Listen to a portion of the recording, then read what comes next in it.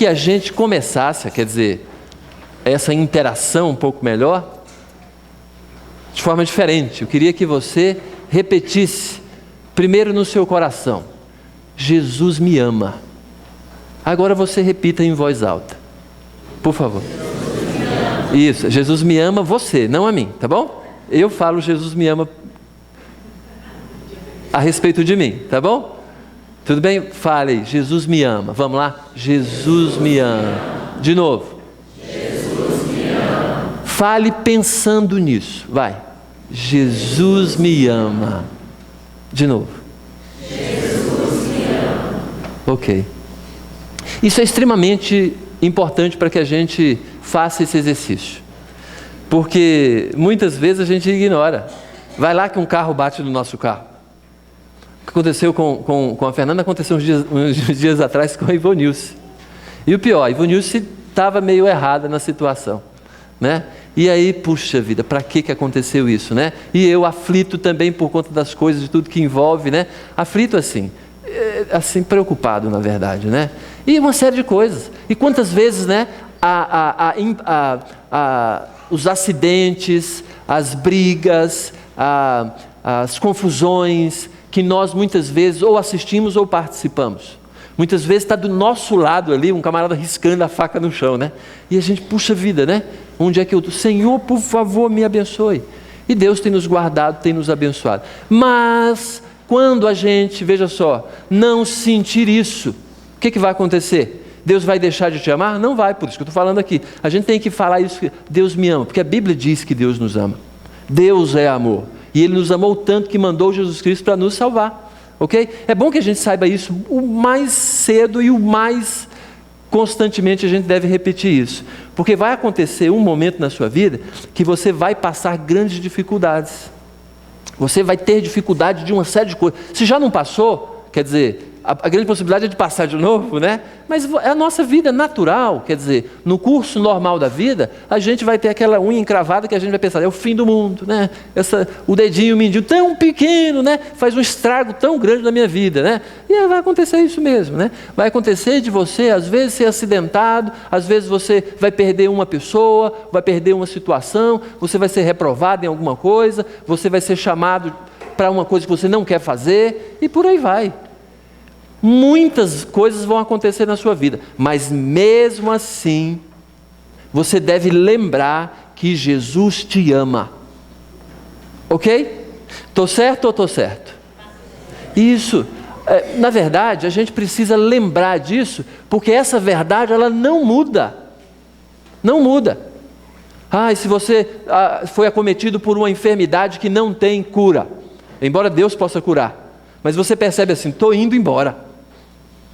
Quer dizer, estou sendo promovido, vou para o céu, ok? Mesmo que isso seja angustiante para a sua vida, para as pessoas que estão ao seu redor, gente, isso não quer dizer que Jesus deixou de te amar. Por isso que a gente tem que alimentar o máximo possível. Jesus me ama, Deus me ama, o tempo todo. Não só falando isso porque Deus me ama o tempo todo de verdade, Deus te ama o tempo todo de verdade, ok? Imagina se você chega numa situação, se você chega numa situação que você está assim. Eu vi uma propaganda, uma notícia essa semana, bem interessante. Uma criança que botou uma panela de pressão na cabeça e a panela de pressão não saía mais. Parece o Arthur. Não parece? Não parece o Arthur? Eu falei, é o Arthur. Eu falei, mas o Arthur acho que não faria um negócio desse. Eu faria. Faria sim, eu acho que... Mas olha, gente, você vê, os bombeiros foram chamados para tirar, e ele nem tem um cabeção, eu acho, o menino, né? Eu fico imaginando assim, né? Imagina se fosse um adulto. É a mesma coisa daquele pecado estampado. Já viu o pecado estampado? Aquele negócio do pecado que a pessoa não pode esconder. Fica envergonhado. Mas o menino ali está numa boa, por quê? Porque ele está percebendo que a situação dele vai ser resolvida. Chegou o bombeiro, o médico não resolveu. Tentaram resolver e não resolveu. Agora chegou o bombeiro, autoridade no assunto de tirar a panela de pressão da cabeça de menino. precisaram usar aquela máquina de corte, aquele negócio poderoso mesmo, né? Para tirar a panela de pressão do menino. Uma situação dessa é hilária mesmo. Mas isso aqui, muitas vezes, simboliza aqueles nossos erros. Agora, um erro, um pecado ou coisa parecida que sai no jornal, imagina, sai na internet. E aí todo mundo fica sabendo. Claro, o menino nessa situação, ele fica aí curtindo aquela coisa toda. Porém, ele fez o que não devia. Ok? Dessa mesma maneira, a gente tem que entender assim, puxa vida, apesar disso, apesar do meu erro, apesar da minha falha, apesar da minha insensatez, Deus me ama. Semana também eu vi outra notícia extremamente interessante. O homem mais feio do Brasil. Olha o prêmio dele. R$500. Uma linguiça no pescoço ali, e ao lado, infelizmente, uma garrafa de cachaça. Agora, brasileiro é assim, eu falei isso na semana passada, né? Brasileiro curte com cada coisa. Sabe de qual estado ele é?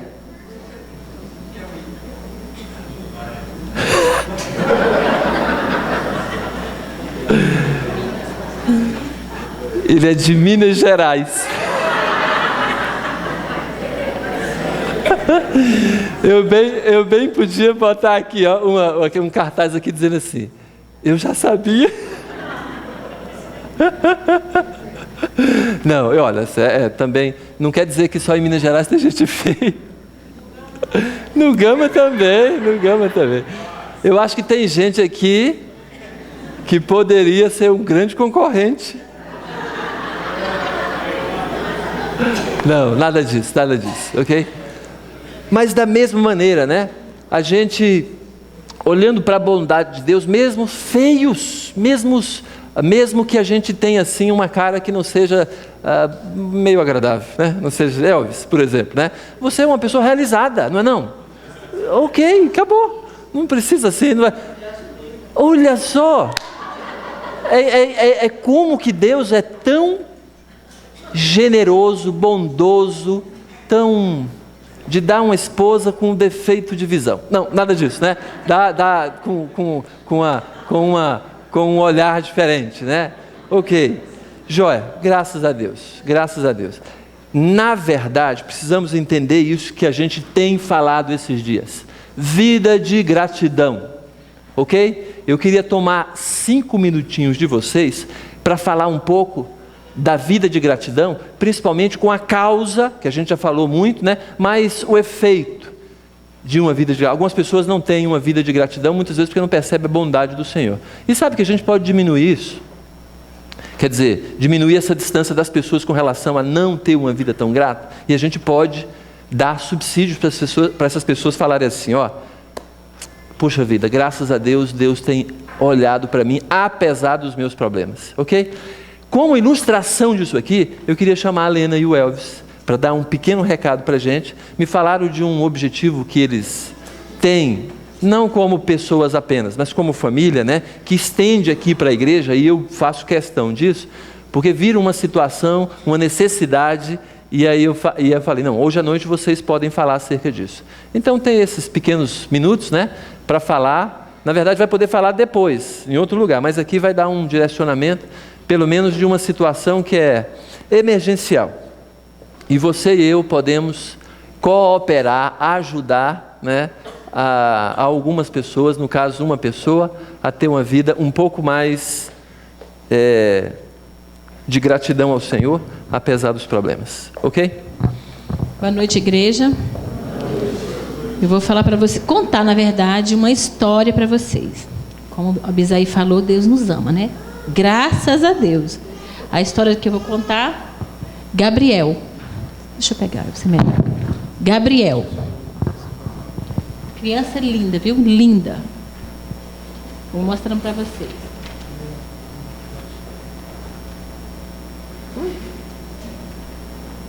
A vitória do Gabriel. Ele tem uma família, Gabriel. A mamãe, o papai e os 2 irmãozinhos dele, né? Só que Gabriel,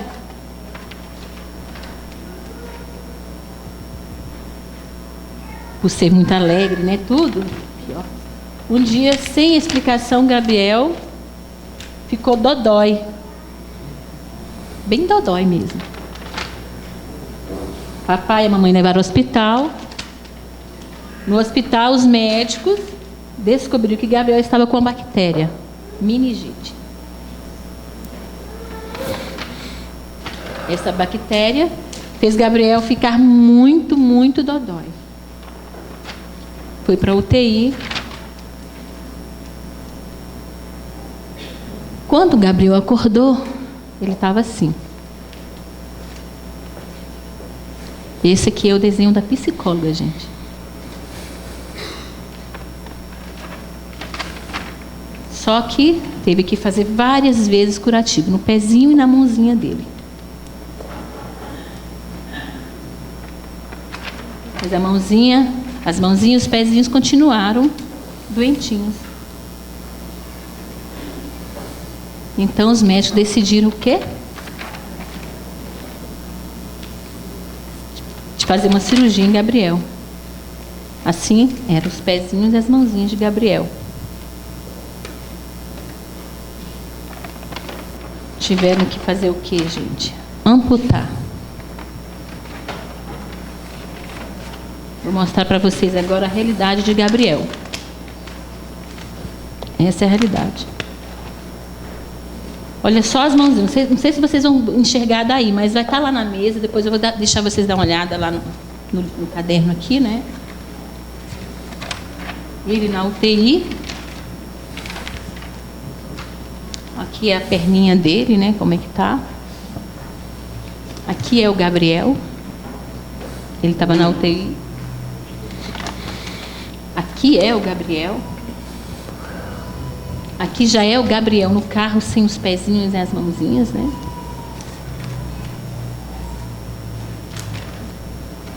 Que é o papai do Gabriel e a mamãe do Gabriel.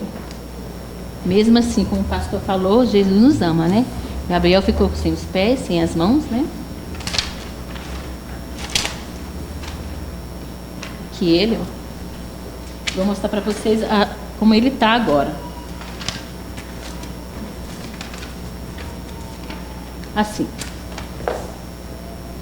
Uma cadeira de rodas. Só que tem uma precisão agora. A mãe de Gabriel tem mais 2 filhos, né? Ela precisa levar ele para fazer fisioterapia. Ela precisa de uma alimentação para ele, né? O pai trabalha, ganha salário. Eu estou pedindo para a igreja ajuda, sim, para o Gabriel. Não, aliás, não só para o Gabriel, para a família toda, né? Quem puder, por favor, ajudar a família do Gabriel, para que ela pague uma passagem para ir levá-los, porque quando ela vai para a fisioterapia, ela tem que levar os 2 irmãozinhos, porque não tem quem fica com eles. Ela sai de madrugada, gente, sério, ela sai de madrugada, pega ônibus, são 2 ônibus que ela pega, com essas 3 crianças. Eu estou pedindo a ajuda da igreja para que possam ajudá-los. Na alimentação, brinquedos, ele gosta muito de ler, é muito esperto. Vocês têm que ver, eu vou ver se eu trago ele aqui para vocês conhecerem. Ele mora, acho que mais ou menos 3 ruas abaixo da minha. E eu fiquei muito comovida com a situação dele. É muito alegre. Para ele, os pezinhos é só o toquinho mesmo, é só o toquinho. E ele anda. Precisa de meias para colocar, né? Porque ele fica sem, não está com os pés encalçados, né? Para comer, ele pega com as partes do braço, do antebraço, e come normal. E ele sabe que Deus ama ele. É uma família que conhece a palavra. E eu estou aqui pedindo para que vocês, aqui da igreja, da nossa igreja, ajude. De que forma o Senhor tocar no coração de vocês? De que forma o Senhor falar com vocês? Vai ser muito grato, eu vou ficar muito grata. Eu acredito sim que eles também vão ficar muito gratos. Eles nem estão sabendo que eu estou fazendo isso aqui. Quando eu vi a história, que eu conheci Gabriel, eu falei, Senhor, eu vou falar com a minha igreja também, com o povo de lá, para que possa ajudar ele também, entendeu? E vou tentar, não sei, amanhã um pouco assim, envergonhada, né? Mas eu vou tentar trazer o Gabriel, o pai, e os irmãozinhos, a mãe aqui para vocês conhecerem. Se vocês quiserem realmente ajudar essa família, por favor, o livro vai estar lá na frente, vocês podem dar uma olhada da forma que vocês quiserem ver. E procure a mim ou o Elvis, tá bom? Ok, obrigado Elvis, obrigado Helene. O livro vai ficar ali em cima, mas você tem que ter um pouco de cuidado, porque quem fez esse livro para ele foi a psicóloga dele, a médica dele, né? E é bom ter um pouco de cuidado quando for manusear, ok? Ok. Muito obrigado, e é isso, né? Ao mesmo tempo que a gratidão que o Senhor nos concede, a gente pode perceber que as pessoas estão precisando de serem consoladas com o consolo que o Senhor nos consolou, ok? É isso que o apóstolo Paulo nos diz. Então, eu reservei esse tempo dentro do culto, porque você, obviamente, pode nos... a gente se ajudar nesse projeto, de alguma maneira, de ajudar o Gabriel. Espero até que a gente consiga fazer alguma coisa, procure o Elvis ou a Helene, né? Eu acho que a gente pode fazer alguma coisa pela vida do Gabriel. Espero que nem seja pontual. Acho que o Elvis vai acompanhar um pouco mais, vai verificar como sempre faz, para verificar quais são as necessidades. E aí, volta e meia, a gente pode ir ajudando o Gabriel de uma forma sistemática. Ok? Amém? Ok. Tá bom, vamos tentar andar um pouco com relação ao que já temos trabalhado aqui nesses dias. E daí a gente vai caminhar naquilo que, como falei, né, é a última parte do nosso tempo dos sermões relacionados à vida de gratidão.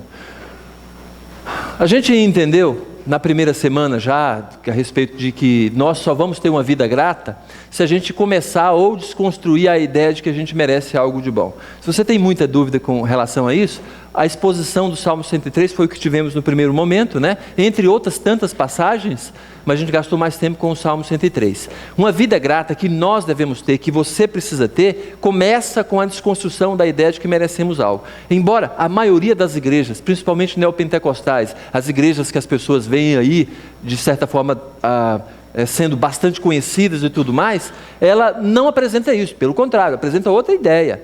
Apresenta de que você merece, inclusive Deus está te devendo. Isso é mentira, e não é só mentira, como cria no nosso coração uma falsa ideia de que nos falta alguma coisa, ok? Por isso que primeiro a gente tem que assumir a ideia de que nós não merecemos, ou desconstruir essa ideia que alguém colocou no nosso coração e que a gente muito aceitou. A segunda verdade que a gente já tirou desses nossos tempos aqui é de que uma vida grata, ela caminha na certeza que nós já estamos no lucro. Também expomos, né, o Salmo, Lucas 7, do verso 36 em diante, falando daquela mulher, né, da prostituta que ungiu os pés de Jesus. Da mesma maneira, né, uma vida grata, uma vida que nós entendemos que nós devemos ter, ela também caminha na certeza de que nós temos muito mais do que precisamos. E você entenda isso. Você não tem tudo que quer, mas verdadeiramente você tem aquilo que você precisa. Agora, veja só, você tem mais do que você precisa geralmente. E tendo mais do que precisa, você vai entender que você pode ser mais grato ainda, porque Deus dá de carona, nós já estamos no lucro. Aí a gente muitas vezes não vai negar, né, o nosso dia, a nossa maneira, ou pelo menos a nossa atitude de ser grato a Deus, porque nós já estamos no lucro. Ok? E já vimos, como vimos na semana passada, com 2 Samuel 23, 13 em diante, quando Davi, né, recebeu aquele grande presente daqueles valentes dele, daquele negócio da água, tudo mais, que ele nem quis beber, porque se sentiu tão pequeno diante daquele presente tão grande, que ele decidiu pegar aquele presente e oferecer para Deus. Eu ofereço para Deus esse presente, porque é como se eu estivesse bebendo o sangue desses homens. Homens que foram buscar água lá no poço de Belém, com o perigo de suas próprias vidas. E apenas por um suspiro do rei Davi, né? Quem me dera beber da água que está no poço de Belém, de frente, né, do portão de Belém, né? E aí os homens foram lá, com perigo de perder as suas vidas até, né? Trouxe água para Davi, e aquele presente foi tão grande que constrangeu Davi, olha, isso aqui não é meu. Embora eu tivesse trazido para mim, isso aqui pertence a Deus. Por quê? Porque é tão grande, tão valioso. Eu não preciso disso. É grande demais, né? obviamente, muito contrário do que nós poderíamos fazer muitas vezes, e até muitos figurões, muitos líderes, né? Que alguém podia dar aquela bênção, derramar um negócio sobre a nossa vida, né? E a gente fala assim, eu merecia mesmo, né? E às vezes não só bebia aquilo, como falava assim, espero mais, né? Mas Davi não, mostrou que realmente era um homem segundo o coração de Deus, por causa disso. E olha, e uma vida grata, ou uma vida é mais grata ainda, quando a gente se enxerga, ok? Quando nós nos enxergamos melhor, a gente obviamente vai entender que nós não merecemos aquilo que as pessoas nos dão, aquilo que Deus nos concede, e se a gente conhecer Deus mais de perto, aí o negócio fica muito mais potencializado. Ao conhecer Deus mais de perto, que isso não é para qualquer pessoa não. Estar na igreja, estar perto de gente que conhece Deus, não quer dizer que estamos perto de Deus. Ao nos aproximarmos de Deus e ao conhecermos melhor, porque é a consequência de quem se aproxima mais de Deus, a gente vai ter uma vida muito mais grata. A gente não vai beber aquilo que não é nosso, não vai reter aquilo que é nosso, pelo contrário, a gente vai dar glória a Deus o tempo todo e vai agradecer a Deus, vai bendizer o nosso Senhor, vai entregar tudo que pertence a Deus mesmo, ok? Hoje nós vamos partir, né, como parte final do nosso tempo aqui, para uma oração, na verdade um cântico, que é conhecido na Bíblia como o Cântico de Maria. Você pode abrir a sua Bíblia aí, em Lucas capítulo 1, nós vamos estudar apenas os versos 46 a 50, e olha só, ele está todo aqui, tá bom? Você pode abrir a sua Bíblia e confirmar, mas se você quiser ler comigo aqui, o texto já está aqui no Data Show, né? Na parede aqui. Nós vamos fazer essa leitura, mas é importante que a gente reconheça que esse momento aqui é aquele momento que Maria, mãe de Jesus, entendeu exatamente a extensão do que Deus estava fazendo com a vida dela. Maria, olha só, já tinha recebido a visita do Espírito Santo. Um anjo já tinha falado com ela, e ela tinha entendido e até tinha dito para esse anjo, para esse Senhor, né? Para aquele ser que ela entendia que era maior do que ela. Ela tinha falado assim, seja comigo o que o Senhor bem quiser. Eu como servo, estou ao seu dispor. E aí tudo bem, a vida vai passando, e aí Maria foi visitar sua prima Isabel, ok? Ela foi visitar Isabel, e chegando lá, presta atenção, Isabel, que já estava grávida de João Batista, teve uma orientação, a Bíblia diz que ela foi possuída, não nesse sentido de tomar posse da pessoa, mas o Espírito Santo encheu a sua vida, a ponto dela externar que Maria era bendita. E aí falou assim, Maria, você é muito bendita. E Isabel já sabia que o ser que estava dentro dela, que era João Batista, como diz a Bíblia, já foi cheio do Espírito Santo já no ventre de Isabel. E na hora que Maria chegou e saudou Isabel, João Batista já deu umas mexidas lá no ventre de Isabel. E o Espírito Santo encheu Isabel, e Isabel entendeu que estava chegando alguém especial ali. Aí Isabel falou, olha, o que o Senhor espera fazer de você é espetacular, é muito grande. Aí Maria não tinha falado nada ainda. Ela entendeu claramente, porque isso certamente estava no coração de Maria há alguns dias, a respeito do que o anjo tinha falado com ela, se aquilo não era uma visão, se aquilo não era porque ela tinha ficado 3 dias sem dormir, ou coisa parecida, ou tinha tomado um remédio. Isso vem de Deus mesmo. Ela ficou impressionada e entendeu claramente, Deus é bom demais para comigo, porque eu tão pequena, vou ser objeto e ferramenta de Deus para algo extraordinário, ou espetacular. Daí, como é natural de uma pessoa grata, ela externou o agradecimento dela ao Senhor. É isso aqui. É conhecido como o Cântico de Maria. Então disse Maria, a minha alma engrandece ao Senhor, e o meu espírito se alegrou em Deus, meu Salvador, porque contemplou na humildade da sua serva, pois desde agora todas as gerações me considerarão bem-aventurada, porque o poderoso me fez grandes coisas, santo é o seu nome. a sua misericórdia vai de geração em geração sobre os que o temem. Embora o Cântico de Maria vá em mais alguns versículos, essa é a parte que a gente vai dar uma olhada um pouco melhor. Você vai poder ler todo o Cântico de Maria. Ela começa dizendo aqui que a alma dela, veja só, coloca Deus no devido lugar. O interior dela, a vida, aquilo que faz com que ela se mova, pense, entenda, que não é um montão de carne, engrandece ao Senhor, coloca Deus no devido lugar, como aquele que é o soberano. E aí diz, e o meu espírito se alegrou em Deus, meu Salvador. Quer dizer, olha só que coisa interessante, não apenas Maria entendeu que deveria deixar Deus no seu devido lugar, como ela se realizou com isso. Ela se colocou, ou entendeu, ou de alguma maneira assumiu, viu, sentiu um prazer por Deus ser o Salvador da vida dela, ok? Ela se derramou de alegria. Na verdade, essa ideia aqui de que ela se sentiu realizada com as coisas de Deus na vida dela, que também não é uma coisa muito fácil na nossa vida. Uma vida cheia de consumo muitas vezes, onde a pessoa imagina que para ser realizada, ela tem que ter dinheiro, tem que ter poder, tem que ter respeito. Para ser realizada, ela tem que ter as coisas. Mas para sermos realizados, a gente precisa ter Deus. E ela está dizendo aqui, olha só que coisa interessante. E até afirmou, né? E o meu espírito se alegrou em Deus, meu Salvador.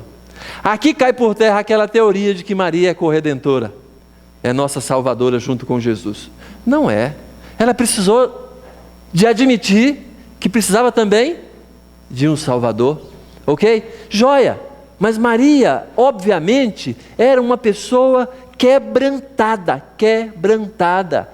Provavelmente não era aquela que escondia pecado, ou não admitia os seus pecados. Ela era uma mulher segundo o coração de Deus, certamente. Olha só, e a gente pode perceber o porquê no restante dessa conversa aqui. Aí ela diz aqui, porque esse Senhor contemplou, observou e viu a humildade. A palavra humildade tem a ver com insignificância ali. Não é que ela se autodenomina, eu sou tão humilde, como essa questão de humildade que a gente tem visto na sociedade. Não, a ideia aqui, a humildade é na pobreza da sua serva, na insignificância da sua serva. Literalmente essa palavra que Maria usou. Pois desde agora, olha só o que ela falou, todas as gerações me considerarão bem-aventurada. E não é mesmo? De lá para diante a gente, olha que mulher tão bendita, serviu como vaso de bênção para toda a humanidade. E aqui é impressionante, né? Ela diz, desde agora para frente, ela já estava contemplando a bendição de Deus sobre a sua vida, não só naquele momento, mas para frente, adiante, e aí diz todas as gerações, né? E vai falar daqui a pouco sobre gerações novamente. Aí diz aqui, porque o poderoso me fez grandes coisas. Que grandes coisas o poderoso fez para ela? Me fez grandes coisas.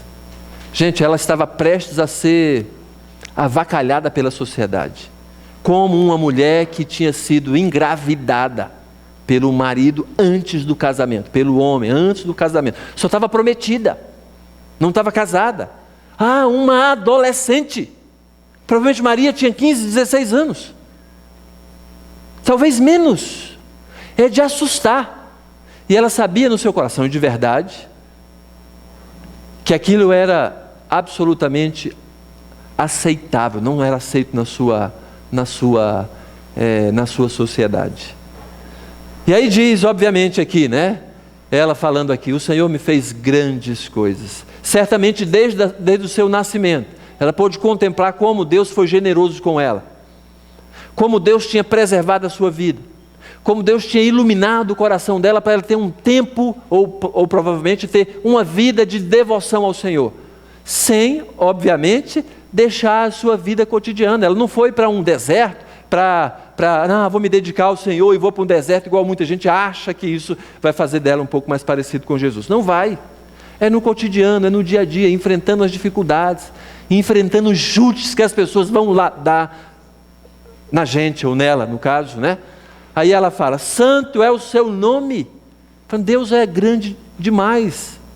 Deus é poderoso, Deus é limpo, Deus é justo. Era nisso que ela se apegava para poder falar tudo isso aqui. Aí diz, a sua misericórdia vai de geração em geração sobre os que o temem. A sua misericórdia vai de geração em geração sobre os que o temem. Aí ela diz assim, que serve muito para a gente também. Se nós tememos ao Senhor, certamente, não só nós seremos abençoados, mas aqueles também que virão da gente. Os filhos, os nossos netos. O que é necessário então? Esse temor. Temor. É a revelação que Maria nos traz nessa passagem, nessa primeira parte aqui do Cântico de Maria. Eu queria que a gente, mais uma vez, refletisse acerca da nossa vida de gratidão. Olha só, uma vida de gratidão é uma vida que celebra Deus constantemente. Mas celebra Deus reconhecendo quem é esse Deus e testemunhando acerca desse Deus. Eu vou apresentar, conforme esse Cântico de Maria, como que nós também, de alguma maneira, podemos celebrar esse Deus, reconhecendo e testemunhando sobre esse Deus. E, na verdade, as características desse Deus. E é isso que nós devemos observar e cultivar na nossa vida também. Uma vida de gratidão. Uma vida de gratidão é uma vida que celebra Deus constantemente. Porém, não deixe de testemunhar que o Senhor é o trono da nossa vida, como Maria falou. Lembra lá? A minha alma engrandece ao Senhor. Muitas vezes, quem é que senta no trono da nossa vida? Euzinho. Eu é quem mando em mim, eu é quem faço do meu jeito, eu é quem escolho as minhas coisas, eu é quem vou adiante. Lá na frente a gente se arrepende um monte de vezes e depois pensa, podia ter mudado isso, podia ter feito diferente. Mas na hora do hoje, a gente muitas vezes não pensa assim. A gente é que se coloca no trono e Jesus fica apenas como um assistente. Muitas vezes, inclusive, Jesus fica como um escravo da gente.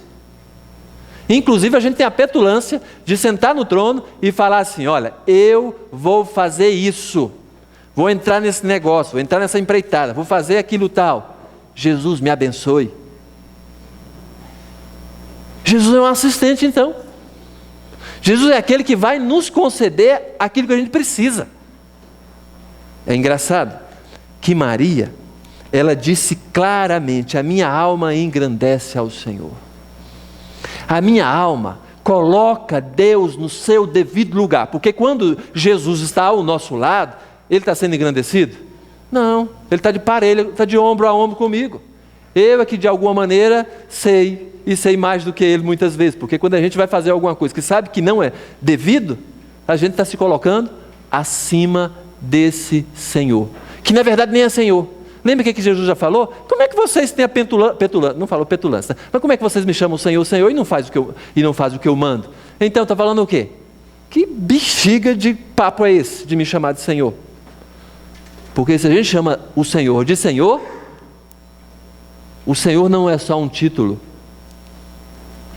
ok? É uma relação. Quando eu falo assim, Senhor, o Senhor é o meu Senhor, é uma relação. Eu sou servo e Ele é Senhor, ok? Como liderados também, pastores, professores, a gente tem que se colocar no devido lugar. Como é que eu posso chamar Jesus de Senhor e não obedeço quando Ele manda? É a mesma coisa de eu não tê-lo como Senhor. Como muitas vezes a gente canta na igreja, não é?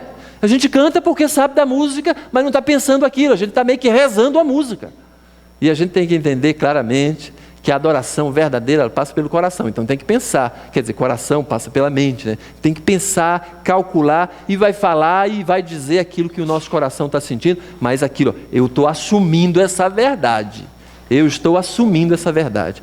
Como é que Deus então quer que eu me porte, né? É o que Maria fazia, ela colocava Deus, no nosso caso Jesus, né, como seu Senhor. E Maria teve que reconhecer isso e assumir Jesus como seu Senhor também.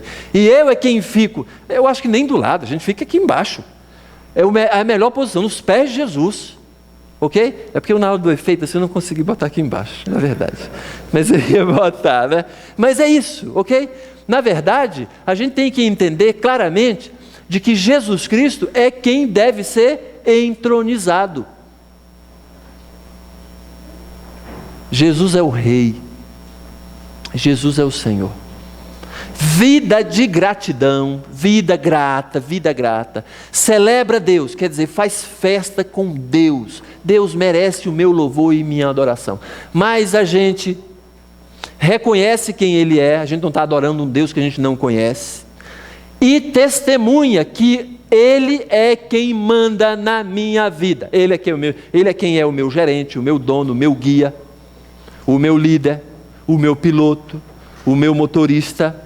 Ele é quem dirige, gerencia, administra a minha vida. Se não for assim, se as pessoas não perceberem isso, eu não posso dizer mesmo que estou testemunhando desse Deus grande. E também não posso ser grato a Ele. Ok? Primeira verdade que a gente tira dessa ideia, na verdade dessa ideia não, desse cântico de Maria, é que Deus deve estar no seu devido lugar, e é no trono, é comandando a nossa vida. É dizendo o que a gente precisa fazer e o que a gente precisa se envolver. Mas também, pelo cântico de Maria, a gente tem outra verdade. Falei um pouco disso, só queria repetir mais uma vez. O verso 47 diz assim: e o meu espírito se alegrou em Deus, meu Salvador. Gente, uma vida de gratidão celebra Deus reconhecendo e testemunhando, quer dizer, entendendo para a minha vida, servindo para a minha vida, mas também dizendo para outras pessoas que em Cristo Jesus nós temos satisfação plena. Quando ela falou de alma, ela está dizendo o espírito, na verdade o que dá vida para ela, a vida dela. Mas é quando ela fala assim, o meu espírito se alegrou em Deus, meu Salvador, ela está dizendo, sabe o quê? Eu tenho realização em Deus. Eu tenho satisfação naquele que vai me levar para o céu. Quem pode testemunhar disso? Quem poderia testemunhar essa verdade se é escravo de alguma coisa que não seja Jesus? Mas tem muita gente que é escravizado em bebida, tem algum vício, é escravizado no desejo por dinheiro, é escravizado às vezes por outra pessoa. Então uma pessoa dessa não pode dizer que tem satisfação plena em Cristo Jesus. Então Maria, nesse cântico de agradecimento, ela pôde dizer assim, olha, eu me realizo em Deus. Ela pôde dizer, sabe o quê? A graça desse Deus é suficiente para a minha vida. Eu posso sorrir quando estou com um problema. Eu posso ter um coração cheio, satisfeito e alegre, apesar das enfermidades. A vida grata passa por isso. Uma vida grata passa pela realização. Hoje cedo na aula, foi muito legal estar lá atrás, eu estava pensando em fazer um movimento aqui para a gente tomar a sala dos jovens. Mas é muito pequena, né? Mas olha só, uma coisa que a gente tem que entender, de que satisfação a gente tem que buscar em Cristo Jesus. Senão a gente vai ser escravo de alguém ou de alguma coisa. A gente precisa se resolver em Deus. A gente precisa entender. E gente, sabe, o segredo maior disso, sabe o que é? É eu e você sabermos que Jesus morreu no nosso lugar. E nós vamos para o céu. Porque Jesus morreu no nosso lugar e a gente entregou a nossa vida para Ele salvar. Isso alimenta o nosso espírito de gratidão. Porque naquele momento que você vai passar dificuldade, ou você vai estar enfermo, ou o seu ente querido está enfermo, estará enfermo, ou algum problema, uma bomba, ou você vai perder as mãos e os pés, ou alguém que você ama demais. Você só estará equilibrado para ajudar, para viver, estar realizado, se de fato alimentar essa ideia no seu coração, alimentar a verdade que Jesus já sofreu por nós, e no céu tudo vai ser resolvido. Então, uma vida de satisfação plena em Cristo Jesus é aquilo que Deus mais quer de você. Deus quer mais que você tenha satisfação nele do que você, de alguma maneira, trabalhe para ele. É claro que isso é consequência.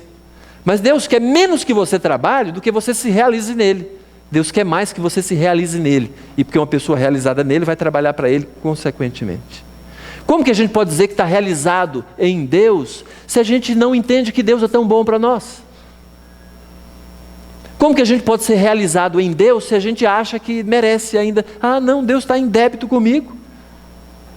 Pois Deus não está em débito em ninguém. Deus não deve. Deus é muito gracioso sobre a nossa vida. A gente vai falar um pouco disso daqui a pouco.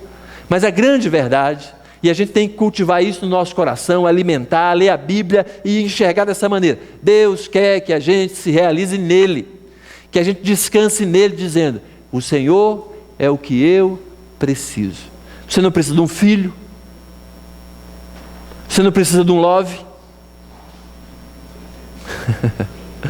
você não precisa de um emprego muito bom, você não precisa de passar num concurso tal, embora Deus possa lhe conceder isso.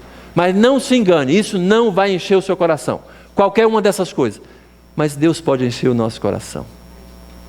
E Ele é tão bom que Ele nos dá o lucro de termos essas coisas que eu acabei de falar. Ele pode nos dar essas coisas. Mas se não der, deveríamos nos sentir realizados nele. Porque Ele é a nossa herança. Ele, Deus. A Bíblia diz assim, Cristo em nós, a esperança da glória. Esperança, gente, não é aquela coisa remota que as pessoas falam, eu espero um dia ser astronauta. Eu tenho esperança, de ser astronauta. Que não vai acontecer nunca, né? Essa esperança, não é essa esperança que a Bíblia fala. A esperança, Cristo em nós, a esperança da glória, essa esperança significa espera. Espera. Cristo em nós, eu estou esperando a redenção. Vou morar com Deus eternamente. Ok? Então, uma vida de gratidão celebra Deus, reconhecendo e testemunhando que esse Senhor, que nele existe satisfação plena. Se eu não estou tendo essa satisfação plena, eu estou preenchendo a minha vida com outra coisa. E a gente não vai ter satisfação plena se a gente preenche a nossa vida com aquilo que não se chama Jesus Cristo. Versículo 48 diz, porque contemplou, falando desse Deus, na humildade da sua serva. Já falei a respeito disso. Pois desde agora todas as gerações me considerarão bem-aventurado. Gente, é isso mesmo. Maria estava olhando para frente. Porque ela percebeu que Deus estava olhando na vida dela para frente. Você tem algo que para mim é espetacular. É a qualidade de Deus. De nos olhar como nós podemos ser. E não apenas como nós somos. Porque se Deus sempre olhasse para a gente como nós somos, um raio ia cair na nossa cabeça. Ia cair agora. Certamente, Deus nos olha com aquilo que Ele quer fazer através da gente, quer fazer na gente. Ele olha para o futuro. A Bíblia mesmo diz que Deus tem boas coisas para nos conceder. Deus tem o melhor para a gente. Deus faz grandes coisas em nós, para quê? O salmista relatava isso. Deus é tão bom para mim, para que eu faça alguma coisa. Para que eu seja alguma coisa para Ele, que faça alguma coisa diferente. Para que Ele seja visto através de mim. Por isso, que é importante. É engraçado, eu coloquei essa imagem, todo mundo entende o que eu quero dizer com isso aqui. Porque eu não vejo ninguém colocando uma lagarta assim, né? Ah, vou brincar agora, botar uma lagarta na mão assim, né? Ai, e fica aí pegando lagarta, né? Quero brincar com lagarta. Mas com a borboleta faz facilmente. É apaixonado, acha tão bonito, é asqueroso. Eu queria colocar uma outra lagarta que eu não encontrei. Aquelas bem repugnante mesmo. Aquelas bem que a gente que a gente não quer encontrar com ela, né? Embora imagina, dormindo aí, percebe que tem uma lagartura daquela bem pertinho assim, né? Deus nos olha através da gente. Isso não é bom? É porque Ele nos concede tantas coisas e olha para o potencial que Ele colocou na nossa vida. Deus olha para a gente e fala assim, o Abisaí transformado, imagina o potencial. A Dani transformada, o potencial. O Diego então. É mais difícil esse negócio de transformação mesmo. Mas veja só, é isso mesmo. Deus nos olha com a esperança lá na frente de que a gente faça o correto. Embora Ele, por isso que eu coloquei o apenas ali, embora Ele nos olhe o agora, mas Ele nos abençoa para frente. Embora nos perdoe para trás, mas mesmo perdoando para trás, Ele nos abençoa porque nos quer lá na frente, caminhando conforme o interesse dEle, sendo missionários no mundo, ajudando as pessoas que estão precisando e consolando as pessoas com a consolação que o Senhor já nos consolou. Isso é muito bom. Nós não estamos aqui hoje à toa, você não está hoje à toa aqui, porque Deus tem um propósito para a sua vida, principalmente o adiante, lá na frente.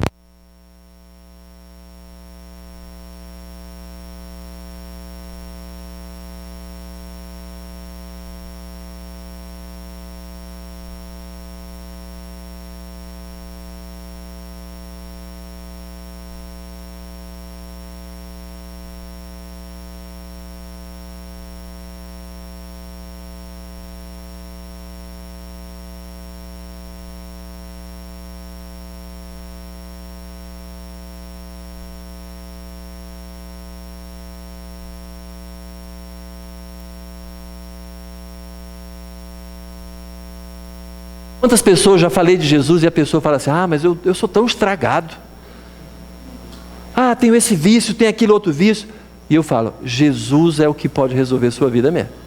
Jesus pode fazer de você uma pessoa digna do Evangelho. Vai narrar para as outras pessoas as bênçãos de Deus. Uma pessoa transformada. Uma pessoa que não é essa agora, mas bem diferente. Aquela que você mesmo, no seu coração, você deseja ser. Uma pessoa diferente. E por fim, Deus nos torna uma pessoa beneficiada pelo que Ele ainda vai fazer conosco. Uma vida de gratidão celebra Deus reconhecendo e testemunhando que o Senhor, olhando como nós poderemos ser, nos beneficia. Então veja só, eu não botei a imagem aqui da borboleta não, né? Porque nenhum homem gosta de se identificar com borboleta, né? Mas basicamente é isso, transformado. Presta atenção, isso aqui é extremamente importante. Porque o poderoso me fez grandes coisas, santo é o seu nome. Maria se sentiu preservada pelo Senhor. Maria se sentiu como alvo do investimento de Deus, desde lá de trás. O nascimento dela, como você também nasceu, o seu perfil, a sua característica, as suas qualidades, as virtudes que Deus lhe deu, os dons que Deus lhe deu. Presta atenção então. Então Deus, olhando para o potencial que Ele vê em nós, tem nos abençoado para que de fato essas coisas se realizem. O problema é que nós muitas vezes estragamos isso. Com as nossas preferências, a gente vai abandonando o projeto que Deus tem na nossa vida. Mas Deus tem um projeto na nossa vida. Às vezes eu digo, embora isso doa no nosso coração, Deus permitiu tantas coisas ruins na sua vida para forjar em você um caráter aprimorado, que em outras pessoas não acontece. Porque só você passou por aquilo. Você e aqueles outros estão precisando do encorajamento que só você pode dar. Você alcança pessoas que eu não consigo alcançar. Você alcança pessoas que o seu amigo, seu colega, seu irmão, que está sentado ao seu lado aí, não consegue. Por quê? Porque só você passou por situações que você passaria. Isso é fato. Por isso é importante que a gente entenda de que Deus, olhando como nós podemos ser, nos beneficia e tem nos abençoado. Pergunte-se agora, por que você tem o que você tem? Por que você é o que você é? Porque você tem os dons que você tem, o emprego que você tem, A saúde que você tem ou não tem? Por que você é desse jeito? Por que você tem determinadas facilidades que outras pessoas não têm? Se pergunte. Porque uma vida grata leva em consideração isso. Uma vida grata vai dizer para o seu Senhor assim: Senhor, faz o que o Senhor bem quer com o servo, com a serva do Senhor. Trabalha na minha vida, no meu caráter, como o Senhor já tem trabalhado. Mas me usa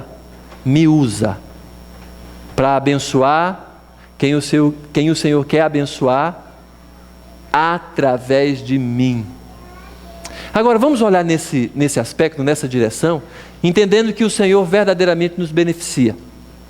E você é beneficiado, por isso você deve, nós devemos essa gratidão ao Senhor. Mas olha com direção um pouco mais focada na sua vida, na maneira com que você pode ser trabalhado para o Senhor. A quem você vai testemunhar que Deus é bom para você? Quais serão as pessoas nessa semana, nesse mês, que você vai poder dizer: olha, eu sou grato a Deus. E a pessoa: mas você não tem problema? Eu estou cheinho. Mas eu tenho muito mais. Eu vou morar com Deus no céu. E poder compartilhar isso para as pessoas. E certamente, muitas pessoas vão querer nos ouvir a respeito disso. Uma vida grata, como já falamos no início, é uma vida verdadeiramente diferente. É uma vida de sorriso fácil. É uma vida de simpatia, é uma vida de segurança, de realização. Uma vida grata é aquela vida que a gente pode dizer de paz espiritual. De paz espiritual. Por isso, então, é importante que você, que nós, esta noite, terminemos esse momento agora de uma forma diferente, né? Deixa eu só buscar aqui o slide que não está querendo vir. De uma forma diferente, lembrando mesmo e reconhecendo em Deus, primeiro, nós já estamos no lucro, não merecemos nada de bom, e preciso me enxergar melhor e enxergar Deus melhor. Se a gente passa por isso, a gente vai ter uma vida diferente, uma vida de gratidão plena, uma vida de realização em Deus. Vamos mais uma vez terminar com oração, mas é claro, você que caminhou essas 4 semanas, né, ouvindo a respeito de gratidão, já reconhece, sabe, que uma vida de gratidão não é uma vida de murmuração, não tem compatibilidade. Uma vida de gratidão é entendendo que nós não merecemos, mas Deus nos dá muito mais. Vamos orar? Feche seus olhos e curva a sua cabeça.